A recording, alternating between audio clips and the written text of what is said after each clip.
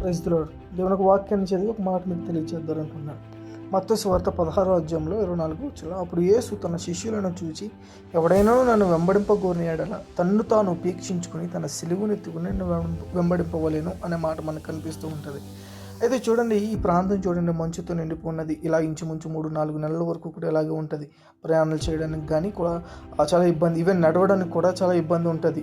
కొన్ని ప్రాంతాల్లో మీరు ఈ వీడియోలో చూస్తున్నట్లుగా కొన్ని ప్రాంతంలో కొండలు విరిగిపోయి రోడ్లు కిందకి కూలిపోయే సందర్భాలు ఎన్నో జరుగుతూ ఉంటాయి. అయినా సరే దేవుని పరిచర్యలో వాక్యాన్ని చదువుకున్న రీతిగా మనల్ని మనం ఉపేక్షించుకుని మన ఆశలను, మన యొక్క కోరికలను పక్కన పెట్టుకుని దేవునికి ఎప్పుడైతే మనం పరిచర్య చేస్తామో, భారంతో ఎప్పుడైతే ఆయన పని చేస్తామో, దేవుని యొక్క పరిలో మనం ముందు కొనసాగుతున్నప్పుడు దేవుడు మనల్ని గొప్ప స్థాయిలో ఉంచుతాడు. కాబట్టి మీకు బాధలు వచ్చాయని, ఇబ్బందులు వచ్చాయని దేవుని పరిచర్యలో కానీ విశ్వాస జీవితంలో కానీ మనం వెనక్కి వెళ్ళిపోకూడదు.